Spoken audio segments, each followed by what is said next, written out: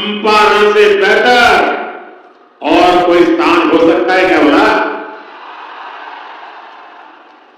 और आज यहां इतनी बड़ी संख्या में आप सभी, हम एनडीए के सभी साथियों को आशीर्वाद देने के लिए आए। आज बिहार के अलग अलग विधानसभा क्षेत्रों, लोकसभा क्षेत्रों से भी हजारों लोग विकसित भारत संकल्प इस कार्यक्रम में अपने अपने स्थान पर जुड़े हैं। मैं बिहार के सभी लोगों का अभिनंदन करता हूं। मैं आप सबसे क्षमा भी मांगता हूं क्योंकि मुझे आने में जरा ज्यादा विलंब हो गया। मैं बंगाल में था और इन दिनों बंगाल का उत्साह भी कुछ और ही है। वहां 12 किलोमीटर का रोड शो था, तो बड़ी मुश्किल से मैं समय कम करने की कोशिश तो कर रहा था, लेकिन इसके कारण लेट पहुंचा। आपको जो कठिनाई हुई इसके लिए मैं आप सबकी क्षमा मांगता हूं। साथियों, बिहार वो धरती है जिसने सदियों तक देश का नेतृत्व किया है। बिहार वो धरती है जिसने एक से बढ़कर एक प्रतिभावान व्यक्तित्व मां भारती को दिए।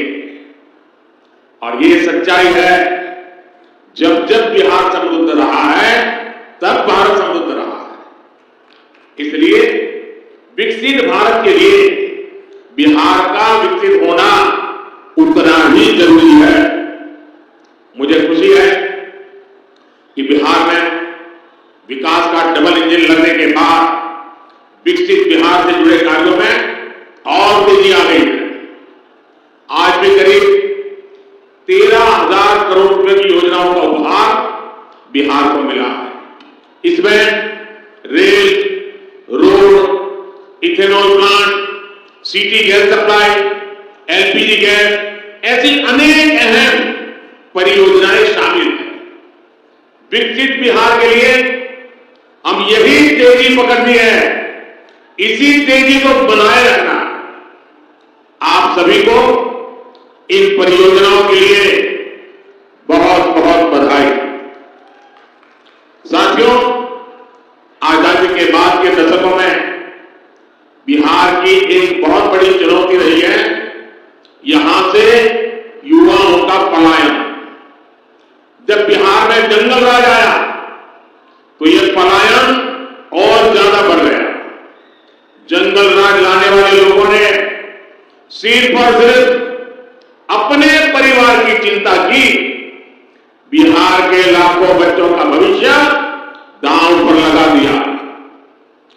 बिहार के मेरे नौजवान साथी दूसरे राज्यों के दूसरे शहरों में रोजी रोटी के लिए जाते रहे और यहां एक ही परिवार फलता फूलता रहा। किस तरह एक नौकरी के बदले जमीनों पर कब्जा किया गया।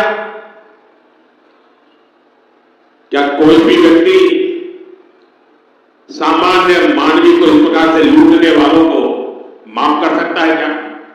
माफ कर सकता है क्या? क्या ऐसे लोगों को माफ कर सकते हैं क्या? बिहार में जंगल राज लाने वाला परिवार बिहार के युवाओं का सबसे बड़ा गुनहगार है। जंगल राज के जिम्मेदार परिवार ने बिहार के लाखों नौजवानों से उनका भाग्य छीन लिया।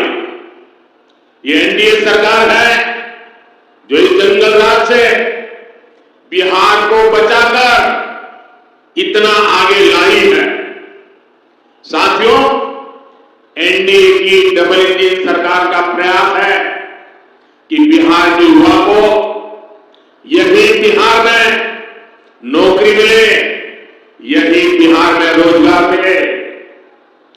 आज जिन हजारों करोड़ रुपयों की परियोजनाओं का लोकार्पण और शिलान्यास हुआ है, उसके मूल में भी यही भावना है। आखिर इन परियोजनाओं के सबसे बड़े लाभार्थी कौन है? इसका सबसे अधिक लाभ उन नौजवानों को होगा जो अभी रोजगार करना चाहते हैं, जो स्कूल कॉलेज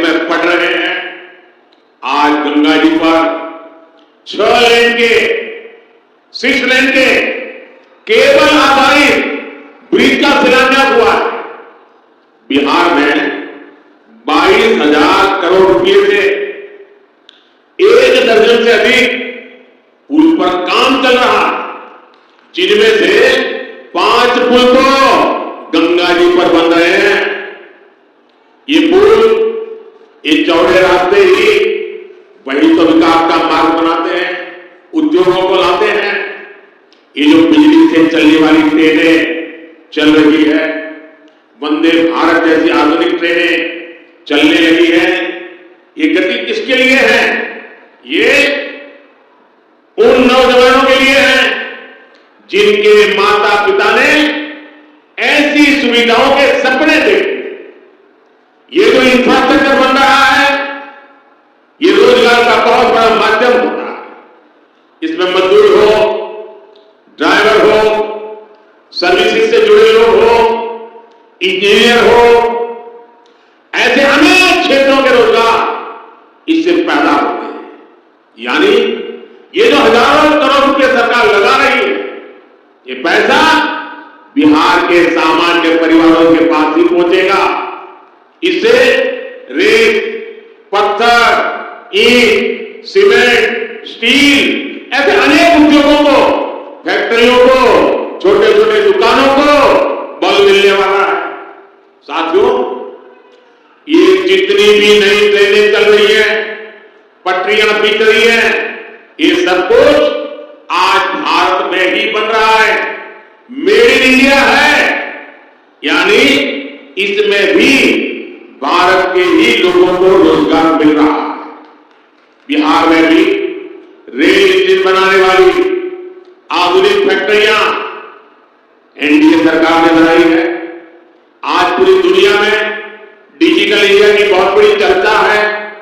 और मैं आपको एक बात और बोलूं, आज कई विकसित देशों में भी ऐसी डिजिटल व्यवस्था नहीं है जो बेतिया में, चंपारण में उपलब्ध है। विदेशी नेता जब मुझसे मिलते हैं तो पूछते हैं कि मोदी जी, आपने ये सब इतनी जल्दी कैसे किया? तब मैं उन्हें कहता हूं कि ये मोदी ने नहीं, ये भारत के नौजवानों ने किया। मोदी ने तो भारत के हर युवा को उनके हर कदम पर साथ देने की गारंटी दी है। और विकसित बिहार के लिए आज यही गारंटी मैं बिहार के युवा को भी दे रहा हूं। और रहुआ जानते बानी, मोदी के गारंटी मने गारंटी पूरा होके के गारंटी। साथियों, एक तरफ नया भारत बन रहा है, वहीं दूसरी तरफ आरजेडी, कांग्रेस और इनका इंडी गठबंधन अभी भी 20वीं सदी की दुनिया में जी रहा है। एनडीए की सरकार कह रही है कि हम हर घर को सूर्य घर बनाना चाहते हैं। हम चाहते हैं कि हर घर की छत पर सोलर प्लांट हो, उससे वो घर भी कमाए और उसे बिजली भी मुफ्त मिले। लेकिन इनकी गठबंधन अभी भी लालटेन की लौ के ही भरोसे जी रही है। जब तक बिहार में लालटेन का राज रहा, तब तक सिर्फ एक ही परिवार की गरीबी मिटी, एक ही परिवार समृद्ध हुआ। साथियों, आज जब मोदी ये सच्चाई बताता है तो ये मोदी को गाली देते हैं। भ्रष्टाचारियों से भरे इंडी गठबंधन का सबसे बड़ा मुद्दा है मोदी का परिवार नहीं। ये लोग कहते हैं कि इंडी गठबंधन के परिवारवादी नेताओं को लूटने का लाइसेंस मिलना चाहिए। क्या लूटने का लाइसेंस मिलना चाहिए? क्या मिलना चाहिए? क्या आज भारत रत्न कर्पूरी ठाकुर जी अगर होते तो ये उनसे भी यही सवाल पूछते जो मोदी से पूछ रहे हैं। परिवारवाद और भ्रष्टाचार के कट्टर समर्थक ये आज पूज्य बापू जेपी लोहिया, बाबा अंबेडकर को भी कटघरे में खड़ा करते। इन्होंने भी तो अपने परिवार को बढ़ावा नहीं दिया, बल्कि देश के हर परिवार के लिए जीवन खपा दिया। साथियों, आपके सामने वो व्यक्ति है जिसने बहुत छोटी आयु में घर छोड़ दिया। बिहार का कोई भी व्यक्ति किसी भी राज्य में रहे, लेकिन छठ पूजा पर, दिवाली पर घर जरूर लौटता है। लेकिन वे मोदी जिसने बचपन में ही घर छोड़ दिया, मेरा कौन सा घर है जहां मैं लौटूं? मेरे लिए तो पूरा भारत ही मेरा घर है, हर भारतवासी मेरा परिवार है। इसलिए आज हर भारतीय कह रहा है, हर गरीब, हर नौजवान कह रहा है, मैं हूं मोदी का परिवार, मैं हूं हम बानी मोदी के परिवार। साथियों, मैं गरीब की हर चिंता खत्म करना चाहता हूं। इसलिए मोदी अपने गरीब से गरीब परिवार को मुफ्त राशन दे रहा है, मुफ्त इलाज की सुविधा दे रहा है। मैं चाहता हूं कि महिलाओं की जिंदगी से कठिनाइयां कम हो, इसलिए मोदी महिलाओं के नाम पक्के घर दे रहा है, टॉयलेट दे रहा है, बिजली पहुंचा रहा है, गैस का कनेक्शन लग रहा है, नल से जल की सुविधा हो रही है। ऐसी चीजों पर काम कर रहे हैं। मैं चाहता हूं कि मेरे देश के नौजवानों का भविष्य बेहतर हो, इसलिए मोदी रिकॉर्ड संख्या में मेडिकल कॉलेज बना रहा है, एम्स बना रहा है, आईआईटी बना रहा है, आईआईएम बना रहा है। ऐसे आधुनिक शिक्षण संस्थान मेरे नौजवानों के भविष्य के लिए बना रहा है। मैं चाहता हूं मेरे देश के किसानों की आय बढ़े, वो और सशक्त हो, इसलिए मोदी अपने अन्नदाता परिवार को ऊर्जादाता और उर्वरक दाता बना रहा है। आज बिहार समेत देश भर में इथेनॉल के प्लांट लगाए जा रहे हैं। कोशिश ये भी है कि गन्ना किसानों, धान किसानों की उपज से देश में गाड़ियां भी चले और किसानों की कमाई भी बढ़े। कुछ दिन पहले ही एनडीए सरकार ने गन्ने की खरीद का दाम 340 रुपये प्रति क्विंटल कर दिया है। कुछ दिन पहले ही एनडीए सरकार ने दुनिया की सबसे बड़ी अनाज भंडारण योजना शुरू की है। इसके तहत देश में, बिहार में हजारों गोदाम बनाए जाएंगे। बिहार के मेरे छोटे छोटे किसान परिवारों का जीवन आसान हो, इसके लिए पीएम किसान सम्मान निधि के तहत भी उन्हें हजारों करोड़ रुपए की मदद दी गई है। यहां बेतिया के ही किसानों को करीब करीब 800 करोड़ रुपए पीएम किसान सम्मान निधि के मिले हैं। और इन परिवारवादियों ने आपके साथ क्या किया, इसका एक उदाहरण मैं आपको देता हूं। यहां बरौनी का खाद कारखाना कब से बंद पड़ा था? इन परिवारवादियों को कभी इसकी चिंता नहीं हुई।